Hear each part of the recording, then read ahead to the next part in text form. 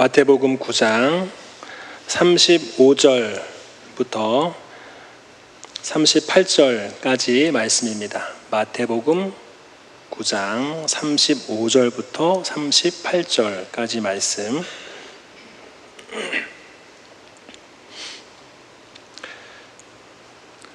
다 같이 함께 한 목소리로 읽겠습니다. 시작.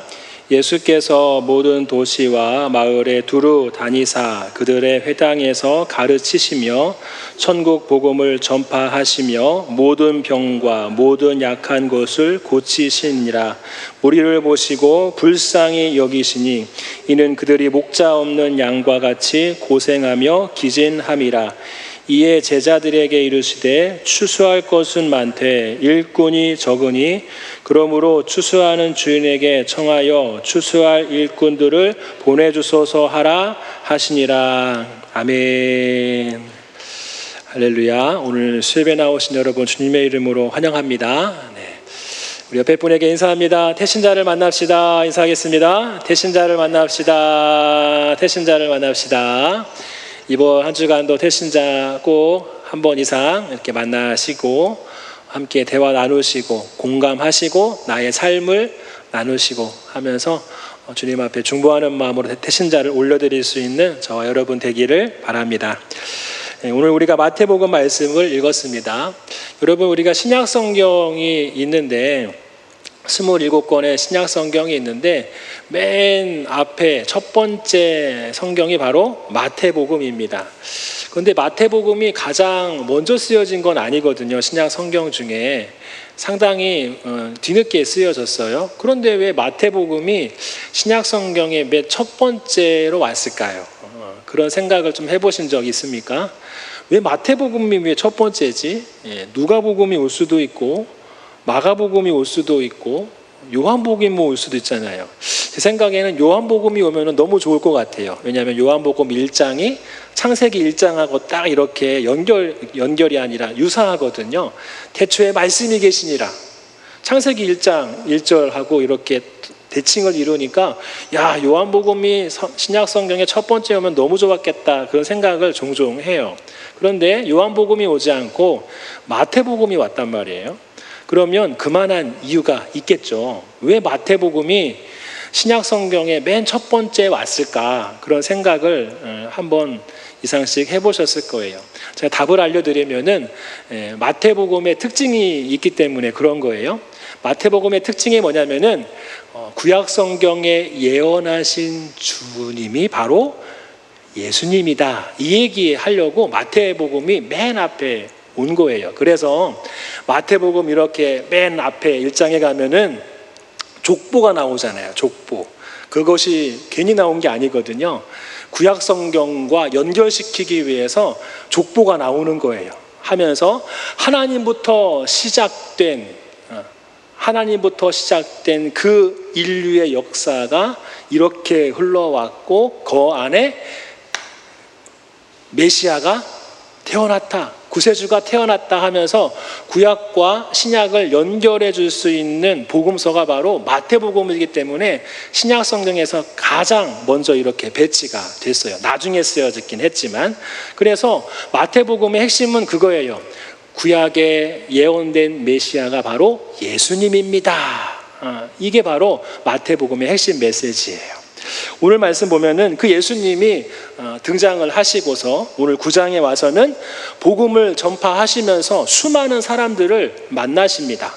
우리가 잘 알고 있는 산상수훈이 마태복음 5장부터 있어요. 5, 6, 7 이렇게 세 장이 산상수훈이에요. 가르치심이죠. 산 위에서 말씀을 가르치신 거예요.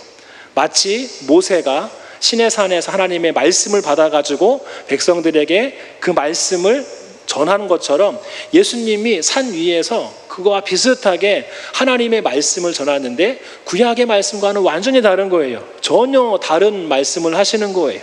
하나님의 말씀을 전혀 새롭게, 그러니까 새로운 계명처럼 예수님이 설파하시는 거죠. 그런 다음에 5, 6, 7장 그렇게 하나님의 말씀을 예수님이 산상수훈으로 새롭게 전하시면서 그리고 예수님이 활동을 하시는 거예요. 주변에 있는 모든 사람들을 마을마다 다니면서 천국 복음을 전하는 거예요. 만나는 사람마다 말씀을 듣게 하고, 그리고 수많은 병자들, 귀신 들린 자들, 영적으로 문제가 있는 자들, 그러니까 모든 연약한 자들이 다 예수님 앞에 나와서 고침받기를 간구합니다. 그리고 예수님은 그 모든 사람들을 외면하지 않으시고 다 어루만져 주시고 치유해 주시는 거예요. 어떻게 보면은 그 예수님이 천국 복음을 전하면서 그 치유의 그러한 사역을 감당하시면서 오늘 9장까지 이렇게 이어져 온 거예요. 오늘 한번 보실까요? 9장 35절 시작.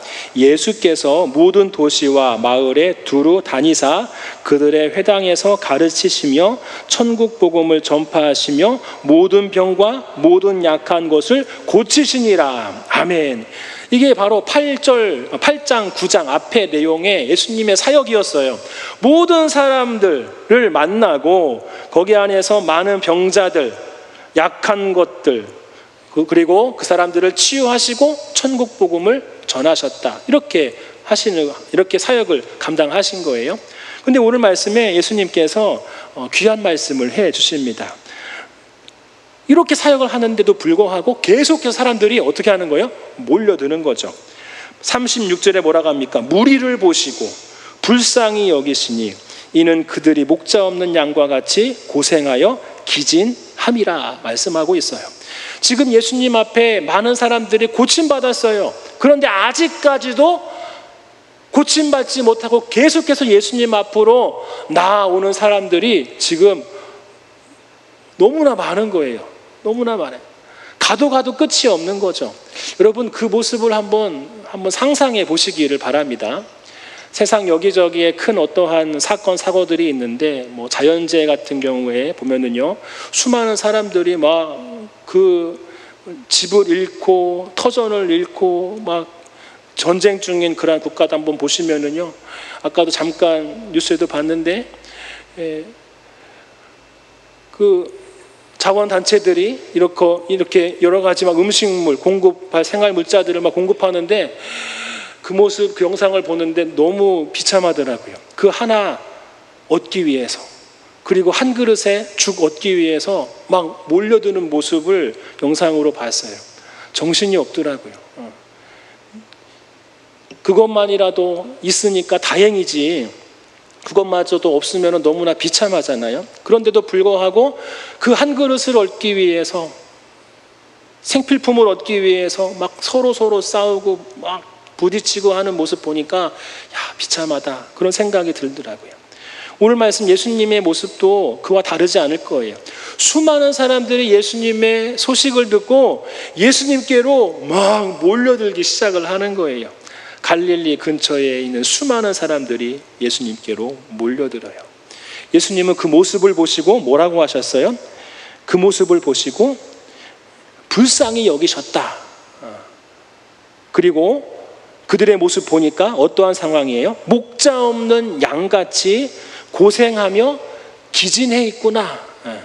지금 예수님께 소망 가지고 막 달려오는 게 아니라 지금까지의 삶이 너무나 힘들어서 아까 제가 전쟁 가운데 있는 사람들의 그러한 모습처럼 기진에 빠지고 고생하면서 예수님께로 힘겹게 나오는 거예요.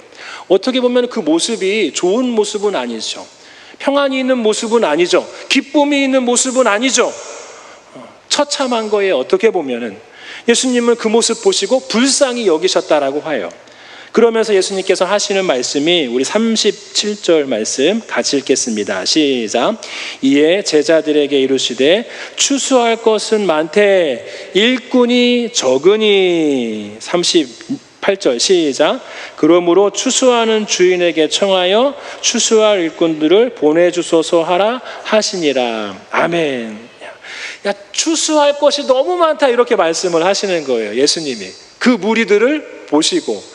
여러분, 우리가 이 말씀을 너무나 설교를 많이 들어서 그래 그럴 수 있어 할 수 있지만은 이게 용어가 약간 사실 생각해 보면은 고정관념을 다 버리고 보면은 제자들이 이 예수님의 말씀을 들었을 때 어떤 생각을 했을까, 좀 그런 궁금증을 가질 필요도 있어요. 마태복음 2장에 보면 예수님이 제자들을 부르시거든요. 어부들을 부르셔요. 막 베드로를 부르십니다. 하면서 나를 따라오너라. 하면서 하시는 말씀이 뭐예요? 내가 너희로 사람을 낚는 어부가 되게 하리라 하면 우리는 아멘 한단 말이에요. 사람을 낚는 어부가 되게 하리라. 지금까지 물고기를 낚았는데 사람을 낚는데요. 근데 이게 은혜스러운 표현이긴 하지만 여러분, 우리가 고정관념을 버리고 이 말씀을 보면은요, 이게 보통 언어는 아니구나. 사람을 낚어? 이게 긍정적인 문장은 아니거든요. 사람을 낚는다는 것이 사실 현대 사회에서도 이게 뭐예요? 사기꾼 같은 그런 용어예요. 사람을 낚어? 사람을 어떻게 낚어? 말로 낚는 거겠죠. 이런저런 행동으로, 친절로 낚는 거겠죠. 제자들의 입장에 봤을 때 베드로 입장에서는 궁금증이 있을 수 있어요.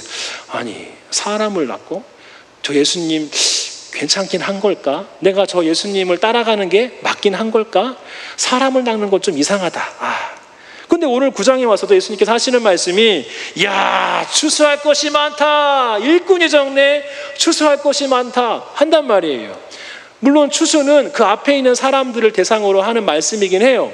그런데 이 추수라고 하는 단어도 굉장히 어떻게 보면은 우리의 어떠한 평범한 관점에서 보면은 이것도 좋은 단어 선택은 아닌 것 같아요. 추수, 어떻게 사람을 가지고 추수를 한다고 얘기할 수 있어? 우리가 주변에 이단 같은 데 보면은 신천지 같은 경우도 다른 사람들을 끌고 우리 공동체 안으로 데리고 오는 걸 뭐라고 해요? 추수꾼이라고 하거든요. 추수꾼. 추수해가지고 온다는 거예요. 그러면 추수 당해서 오는 사람은 뭐예요? 기분 나쁘죠? 아니, 뭐야? 나를 추수한 거야? 나를 추수한 거야? 기분 나쁜 용어란 말이에요. 사람을 대상으로 해서 추수한다? 이게 정상적인 언어 선택은 아니거든요. 근데 예수님은 오늘 말씀에 추수할 것이 많다. 근데 일꾼이 없네? 추수하는 주인에게 청해서 추수할 일꾼들을 보내주소서, 그렇게 간청해라. 예수님 오늘 말씀에 결론적으로 말씀을 하는 거예요. 누구한테요? 제자들한테 얘기하는 거예요. 추수할 것이 너무 많다. 너무 많다. 오늘 왜 예수님은요 추수 얘기를 한 걸까요? 물론 구약과, 아까 제가 마태복음이 구약과 연결됐다라고 했잖아요. 구약의 용어로 추수가 있기는 해요. 그런데 그 추수가 뭐냐면은 심판입니다. 심판. 하나님의 심판, 정의, 선과 악을 심판하실 그 마지막 때의 심판의 때를 구약 성경에서는 추수라고 해요. 추수기, 추수의 때. 근데 오늘 말씀은 예수님은 뭐라고 하세요? 추수할 것이 많다. 구약과 연결해서 보더라도 이게 좋은 단어는 아니에요. 심판이거든요. 심판할 대상이 많다. 이렇게 해석할 수도 있잖아요. 근데 예수님은 그 얘기가 아니잖아요. 왜냐하면 전절만 보더라도 36절에 그 무리를 보시고 어떻게 여기셨다? 불쌍히 여기셨다라고 하잖아요. 그러면 심판할 대상을 불쌍히 여기는 건 아니잖아요. 그러니까 이 추수는 심판의 용어는 아닌 거예요. 그런데 왜 예수님은 왜 추수 얘기를 하냐는 거예요. 추수 얘기. 우리는 설교를 하도 많이 들어서 영혼 구원을 얘기하는 거지 그렇게 단정 지을 수 있지만, 여러분 여기에서는 영혼 구원도 있지만 더 중요한 게 있어요. 추수, 그게 뭐예요? 하나님의 때가 됐다는 거예요. 하나님의 때가 됐다. 그런데 제자들의 입장에서 보면은요, 사실 하나님의 때가 된 상황일까요? 아니에요. 하나님의 때가 된 것이 아무것도 없어요. 불쌍히 여길 정도로 예수님 앞에 찾아온 무리들이요, 어떻게 오늘 말씀에 고생하고 기진했다, 처참하거든요. 하나님의 때가 아니에요. 어떻게 보면 하나님의 때가 아니야. 아직 멀었어. 고침받는 게 중요해요? 아니죠. 하나님의 말씀, 하나님의 세우는 그 사람이 등장을 하고, 그리고 점점점 더 많은 사람들이 그 메시아에게로 몰려들고, 그리고 저 로마를 향해서 이 이스라엘이 다시 회복되어지고, 그런 거 다 봐야 하나님의 때가 됐구나 이렇게 여길 수 있잖아요. 그렇죠? 사도행전 1장 보더라도 예수님께서 부활 승천하시기 전에 그때 제자들이 하는 말이 뭐예요? 지금이 그때이니까, 이렇게 하잖아요. 지금이 그때입니까? 이게 로마를 전복할 때입니까? 이스라엘이 로마에서 이제 해방될 때입니까? 그거거든요. 그때 가서 봤을 때 예수님이 죽었다가 부활하셨고 막 정말 놀라운 일들이 막 펼쳐지는 모습 보니까 정말 그때가 온 것 같거든요. 그때입니까? 예수님은 그 얘기 하시는 게 아니거든요. 근데 오늘 말씀에 예수님은 말씀하셔요. 추수할 때가 됐다. 추수할 것이 많다라고 하는 거는 지금이 때라는 거예요. 근데 제자의 눈에는 아직 때가 아니에요. 근데 예수님은 지금이 때인 거예요. 예수님의 등장과 함께 하나님의 나라가 지금 이미 이스라엘 가운데에 임한 거예요. 문이 활짝 열린 거죠. 활짝. 아직 완성되진 않았지만은 그 시작은 이미 진행이 되고 있는 거예요. 그래서 추수할 것이 많다 이렇게 말씀한 것인 줄 믿습니다. 예, 추수한 거예요. 사실 이때는 사실 추수기는 아니거든요. 오늘 목사님이 교회에서 사역을 하는데 우리처럼 이렇게 전도하는 그러한 기간을 잡은 거예요. 하면서 봄에 행사를 한 거죠. 우리 영혼의 추수를 이제 합시다. 5월 며칠 날 영혼의 추수를 합시다. 막 이렇게 해가지고 한 거예요. 근데 연세 많으신 권사님께서 목사님한테 목사님 가을이 추수기 아닌가요? 가을이 추수기인데 5월의 추수기는 아닌 것 같아요. 가을이 추수니까 그때로 하지요. 왜 지금 합니까? 그런 거예요. 네. 가을이 맞죠. 가을이 추석이 맞아요. 맞긴 맞지만 그거는 우리의 생각이잖아요. 아, 가을에는 다 벼가 있고 그때가 이제 수확하는 달이니까 그때 영혼 추수기로 잡는 것이 낫지 이렇게 충분히 생각할 수 있어요. 똑같아요. 지금 제자들은 아직 때가 아닌 것처럼 보이거든요. 근데 예수님은 뭐라고 말씀하세요? 추수할 것이 많다. 이미 진행 중인 거예요. 추수가. 그런데 뭐가 부족하다? 일꾼이 적다 말씀을 하시면서 지금 이 예수님의 사역에 동참할 자들이 필요함을 지금 얘기하시는 거예요. 나중에 추수의 때가 아니라 이미 그 추수기가 시작이 되었고 추수할 것은 이미 많고 그런데 일꾼이 적구나. 지금 제자들을 향하여서 초청하는 거죠. 이 추수하는 일에 너희가 함께 해야 돼. 함께 해야 돼. 너희들 지금이 추수기가 아니라고 생각하지? 지금이 하나님의 때가 아니라고 여기고 있지? 아니야. 지금이 바로 하나님의 때야라고 말씀을 하고 있어요. 그래서 추수하는 주인에게 청해서 추수할 일꾼을 보내주셔서 이렇게 얘기하라, 간청하라라고 하는 거죠. 그런 다음에 10장 보시면 예수님이 이제 제자들을 어떻게 하셔요? 일꾼으로 부르시는 거예요. 10장 1절 읽겠습니다. 시작. 예수께서 그의 12 제자를 부르사 더러운 귀신을 쫓아내며 모든 병과 모든 약한 것을 고치는 권능을 주시니라. 아멘. 지금까지 예수님이 했는데 제자들에게 그러한 권능을 주시면서 야 너희도 저 병자들을 향해서 기도해, 치료해, 사역을 감당해, 천국 복음을 전해 하면서 그 사람들이 누구예요? 2절과 3절에 2절, 3절, 4절에 12 제자의 이름이 쭉 기록되어 있잖아요. 그렇죠? 이 사람들을 예수님이 추수할 일꾼으로 부르시는 거예요.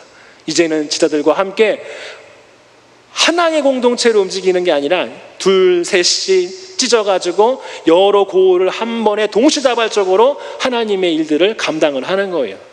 왜요? 지금이 바로 추수할 때이기 때문에, 추수할 것이 많기 때문에, 일꾼이 적기 때문에 더 바짝 당겨서 영혼들을 찾아가고 천국 복음을 전하고 그들의 필요한 것들을 하나님의 은혜로 채워주고 하면서 사역을 감당해라, 그거예요.